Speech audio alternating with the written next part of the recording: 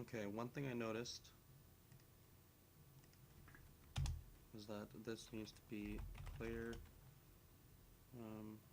speed increment x equals 0,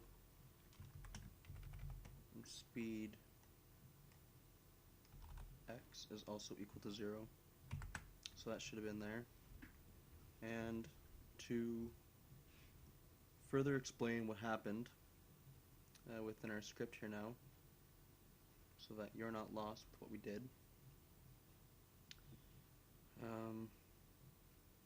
we're better off, because I have it marked here, to look at it this way, because it's basically the same script, just without these little tags. So we added the landing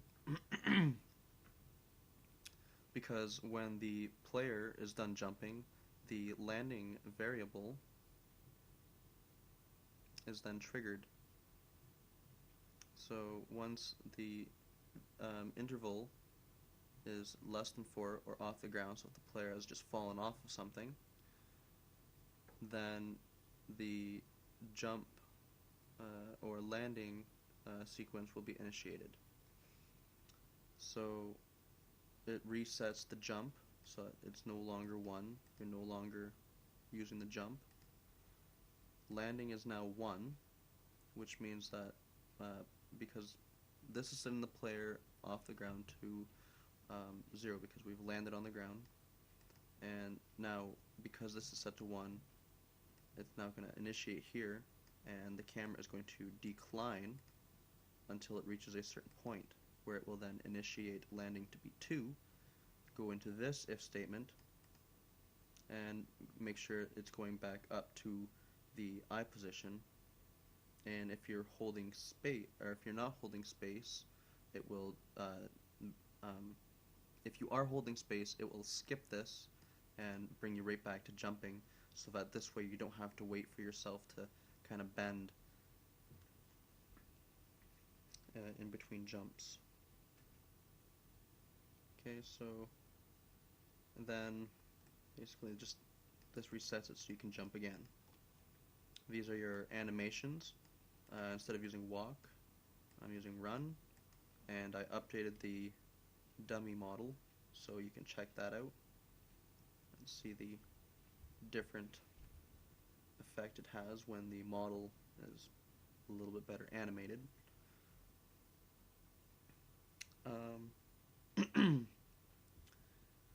We gave these increments of their own, so that it's not just one single increment, it's a number incrementing by another, it's incrementing by another number. A little bit more smoother that way.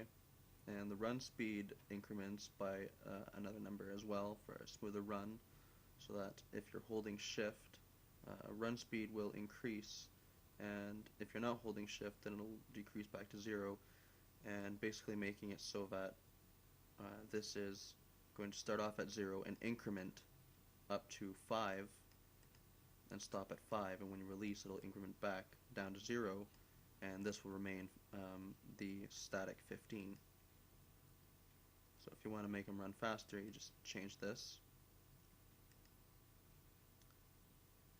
This makes it so that when you start the game and you move for the first time, your camera won't glitch, since our camera is based on the animations of our model.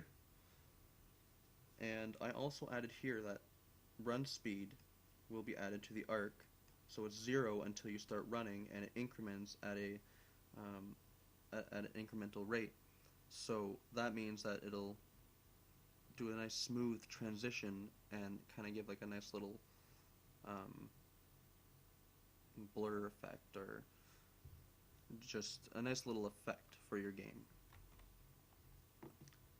And that's basically all we did.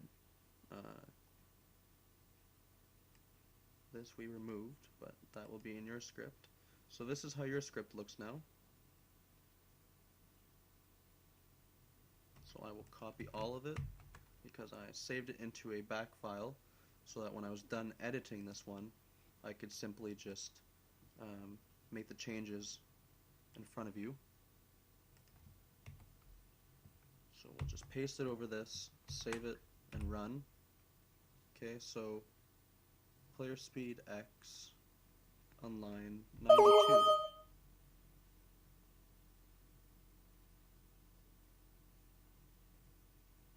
Okay, so we forgot to set this to X, or I did.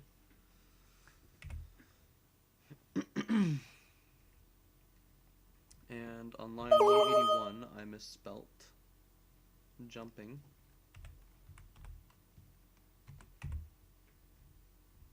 And on line 186,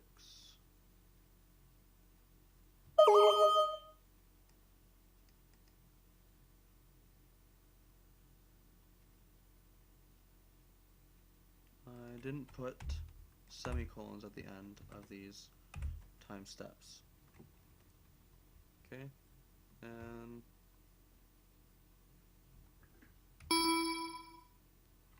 frames per second is good. Light switches from our other tutorial. This one's floating because I did something earlier, so it might look a little silly, but it still works. It's a wireless light switch, that's what it is. Okay, so now when we run,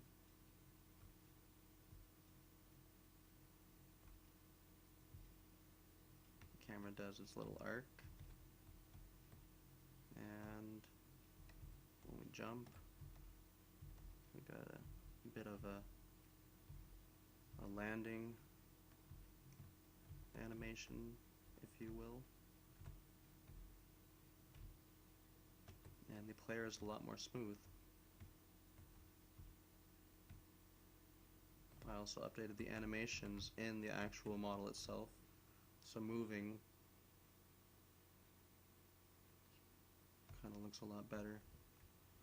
One thing I will mention, since I still have the time to do it, is that if you want it so that your player runs all the time, but doesn't run if you hold shift, you just reverse that 1 to a 0 and you will get the opposite effect. And you could also remove the arc if you don't like that. But the arc is there because if you do happen to push shift, in this case, then it just adds that extra little bit of an effect. And you'll note that the arc only happens if you happen to be pushing W and shift.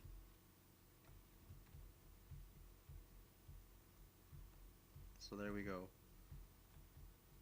That's a bit better of a player, so that when we continue on with our tutorial, our player isn't entirely noobish, I guess you would say. Why isn't it letting me move backwards? Okay, so let's have a look here. Okay, so we forgot to put this in here, and that's why I couldn't move backwards. So I'm glad I caught that before this tutorial was over, because the comments would have been flooding with that.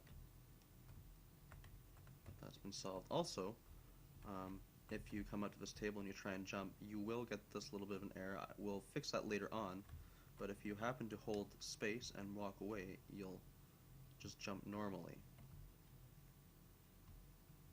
So eventually we will fix that so that you'll just stop jumping. But for now,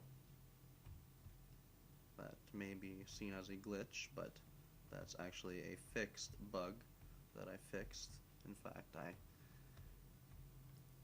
altered that script and kind of fought with it for the last 4 or 5 hours trying to make it better. So I hope you guys enjoy it, and I'll see you at the next tutorial.